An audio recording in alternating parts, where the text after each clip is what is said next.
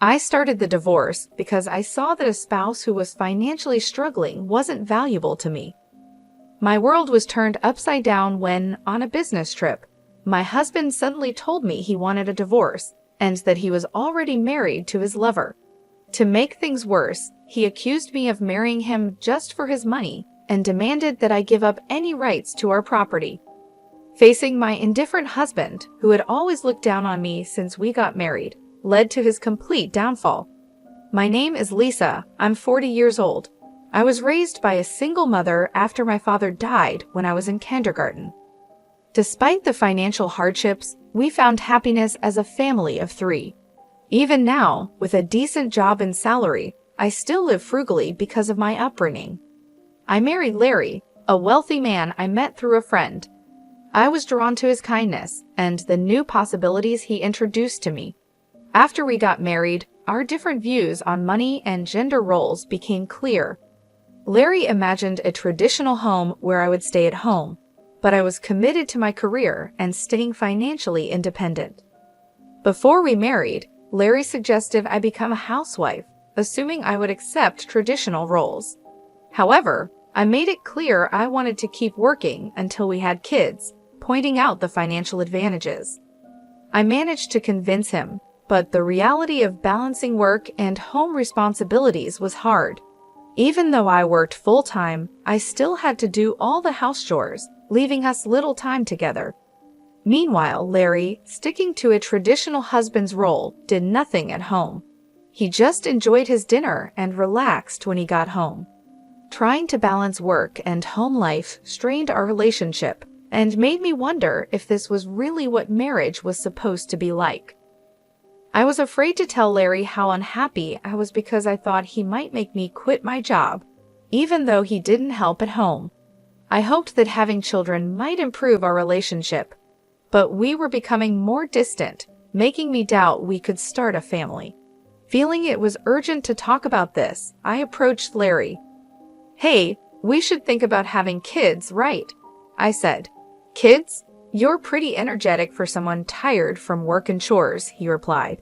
"It's not about that. I want to have children.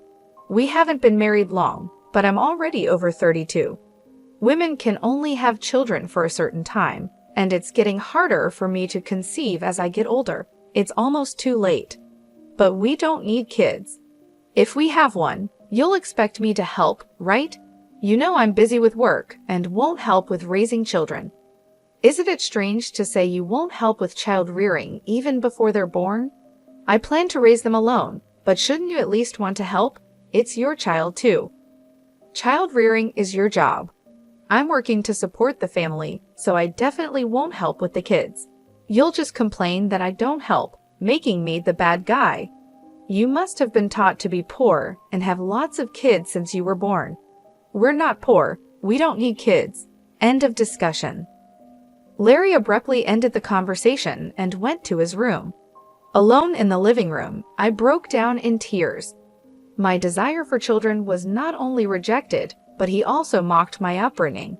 After this, our relationship got worse quickly. We barely talked, and the hope of having children faded as I continued to balance work and home duties. Taking on significant projects at work, I found myself growing more distant from Larry. One day, as I told him about an upcoming business trip, his unexpected kindness caught me off guard. He wished me well and hinted at a big surprise when I returned. Despite having given up on him, his smile made me hope. But my hope was crushed when I came back. The front door wouldn't open. Larry had changed the locks. His first surprise was announcing our divorce. He claimed to have faked my signature and filed the papers with a friend as a witness. Inside, he handed me a document to sign, giving up my rights to any property division and protesting the false accusations. I insisted that we both give up our rights to any property, and I wanted this to be a public agreement. Larry stubbornly argued and revised the document on his computer, leading to a tense argument as I left the house. He kept mocking me for being poor and even thought about throwing out my things. A few days later, Larry called me in a panic. "What did you do?" he asked. "I haven't done anything. Why are you panicking? I have many questions. First, I was told to leave the apartment. Oh, you were still living there. That's not allowed. It's a new month. You're trespassing. Trespassing? But it's my house. Are you okay? Did you forget it was a company apartment I rented? I was the leaseholder, so naturally, you can't live there anymore. That's ridiculous. How could you do this? I can't believe you didn't know. I'm not the one who should be accused here. Didn't I tell you that you can't just change the locks of a rental apartment? It's my house. I can change the locks if I want. Didn't you listen? It was my lease. And even if you were the leaseholder, the owner is the apartment manager. You can't change the locks without telling them. Is that so? Also, I ended the lease while you changed the locks. I was allowed to live there until this month. I was planning to return, but now you've unlawfully altered someone else's property, which could be criminal damage. Wait, why did you end it so early? Criminal damage? Is that why the police are at the front door now? I'm too scared to open it. Don't worry, it's probably not for trespassing or criminal damage. It's better to talk to them. Why do I know about the police? Because I reported you for filing the divorce papers yourself. It looks like you've committed crimes like forgery and fraudulent use of a document. Divorce papers can be filed by one person, but only with mutual agreement and personal signatures. Since you forged my signature and the witness, it's clearly a crime. Larry seemed unaware of his guilt. So the divorce papers you submitted are invalid, and your marriage with Laura can't happen either. How do you know about Laura? Did you think I knew nothing? I hired a private detective agency to investigate your affair with Laura. It was a busy time at work, and coordinating with the agency was tough. Plus, you even held a grand wedding ceremony. While I was supposedly on a business trip, I actually took time off work to do some research and prepare documents because I knew about Larry bringing Laura home. It would have been impossible to gather this evidence while working. After I told Larry everything, he was speechless and seemed quite upset, even over the phone. Then he pleaded with me, "Please don't tell Laura I'm divorced." Why would I? There's no such fact to tell. Really, thank you. Are you misunderstanding something? When did you become divorced? That fake divorce paper is invalid, remember? So legally, you're still my husband, not divorced. What? So since you cheated while still legally my husband, Laura needs to pay compensation. I sent the demand for compensation to her house yesterday by express delivery. She didn't know you were married, right? Then I can't withdraw the claim at this point. I knew Laura believed Larry was single, but I deliberately sent the compensation demand.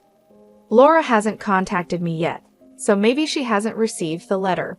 It should arrive soon. Should you be on the phone with me when you also have to deal with the police? You're busy. I'll ignore the police. I won't be arrested. I'm going to Laura's house now to get the letter back before she or her family can accept it. He then hung up and probably went straight to Laura's house to wait for the postman at the front door. I knew it would be futile because the letter was sent as registered mail to Laura only. Even if he waited for the postman, he couldn't receive it. A few hours later, a disheartened Larry called me. According to him, there was an incident when the postman arrived. Finally, I'll take that envelope. Who are you? You don't live here, right? I'm practically a resident here since I'm married. I have the right to receive the mail. I see, but I can't give you this envelope. It's registered mail for Laura only. What? Give it to me? Absolutely not. If you're so eager, ask Laura for permission. What's going on here? Oh, Larry, what's all this noise? Laura, this is registered mail for you. This man insisted on taking it. Sorry for the disturbance. What's this? A demand for compensation? Larry, you were married? What's going on here? Sorry, it's just, she's an ex-wife from a long time ago. I was embarrassed to say I'm divorced. I'm sorry for keeping it a secret, but isn't it strange? We haven't been dating long, and suddenly there's a demand for compensation. If you were divorced before we started dating, there shouldn't be any problem, right? Well, my ex-wife is crazy. Maybe she's demanding compensation out of spite because I got married. That was the excuse he gave, but his lie was soon exposed.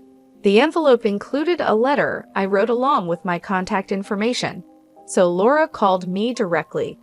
During that call, I told her about the affair, the invalid divorce, and that they had a wedding ceremony while he was still married to me.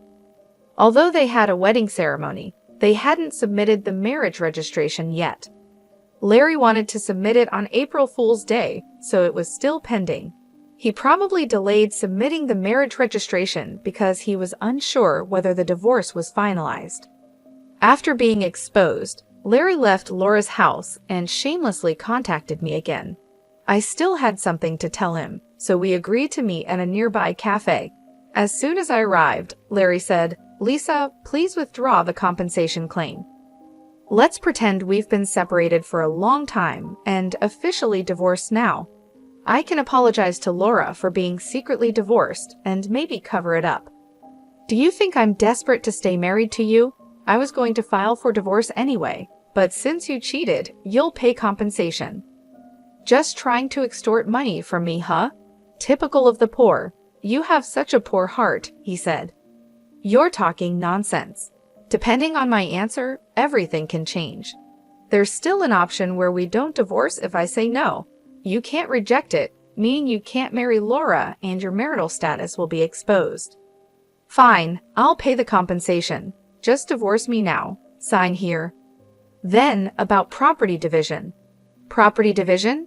How much more do you want to take from me? Compensation should be enough. Remember we agreed to waive property division, right? So let's make it official."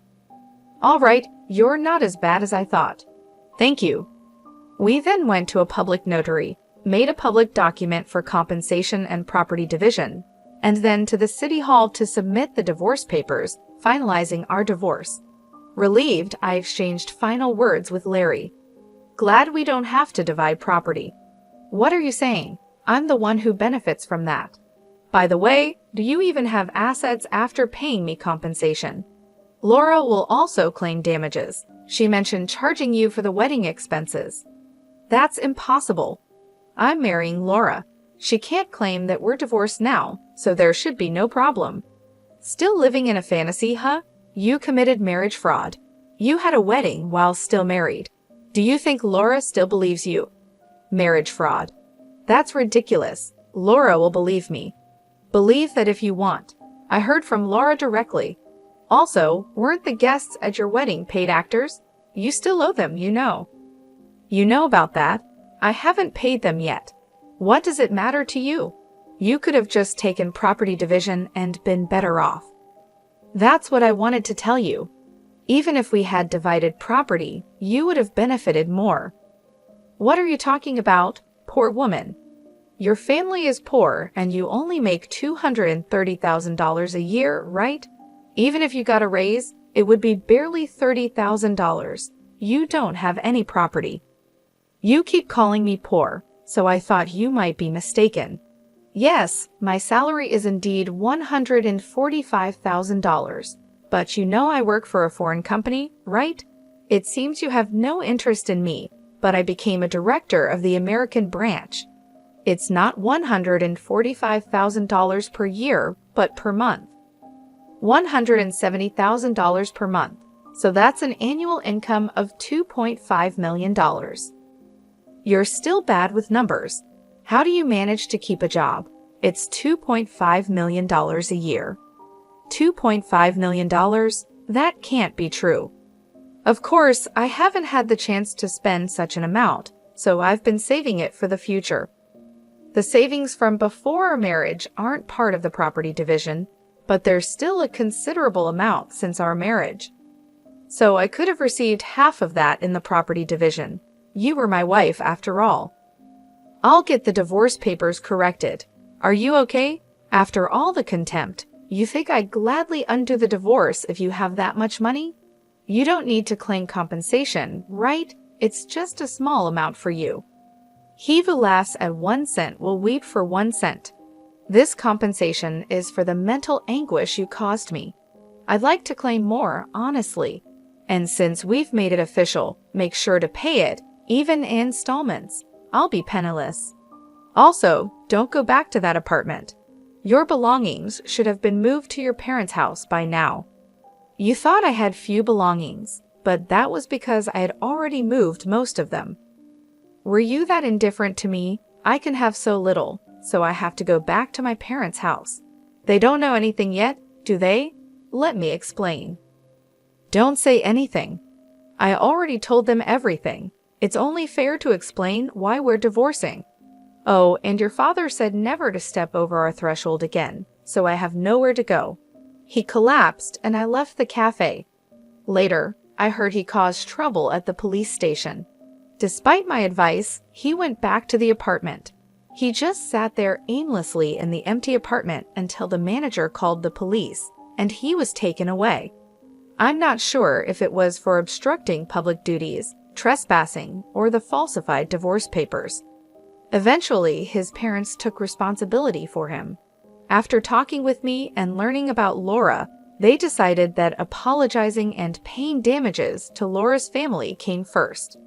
They went to Laura's house to apologize, kneeling in front of her family. They settled everything without pressing charges for marriage fraud, even paying for the wedding expenses. I had expected them to sue, so it was disappointing they didn't. I decided to pursue legal action against him for forging the divorce papers. Larry offered a settlement, but I didn't withdraw the lawsuit. I didn't want him to think everything could be solved with money. I wanted him to be convicted and understand the gravity of his actions, even if it cost time and money. I left everything to my lawyer, so it wasn't too burdensome for me. Even though it took time, Larry, exposed for his actions and the marriage fraud, couldn't stay at his company anymore. After being detained by the police and subsequently absent without leave, he was eventually fired. He ended up living at his parents' home, working all day at a relative's construction company. His father took all his earnings, leaving him with no income. I thought his parents wouldn't abandon him, but they were stricter than I expected.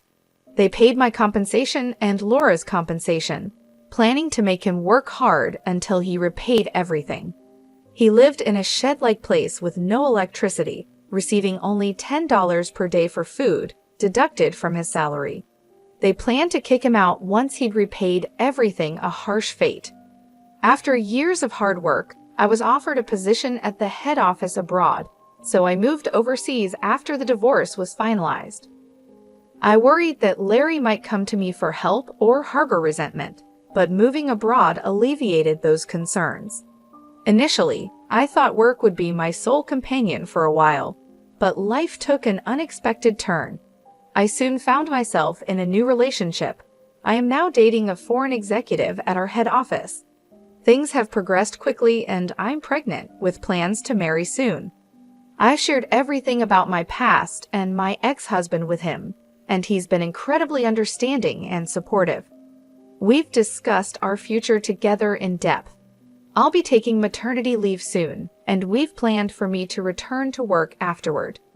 He's enthusiastic about taking paternity leave and embracing the role of an active co-parent, which showcases a refreshing cultural perspective compared to what I experienced previously. My past experiences with my ex-husband were challenging, but now I finally feel like I'm on the path to true happiness. I am gaining confidence each day and moving closer to building the happy family I've always dreamed of. The journey here taught me a lot about resilience and the complexity of relationships. Many people endure suffering due to selfish partners, and while divorce isn't always the preferred solution, enduring in silence is certainly not a virtue. It's crucial to recognize that open and honest discussions can pave the way to meaningful resolutions. In some cases, divorce turns out to be a necessary decision for personal growth and well-being. This chapter of my life has reinforced that belief, helping me move forward with a new sense of purpose and hope for the future.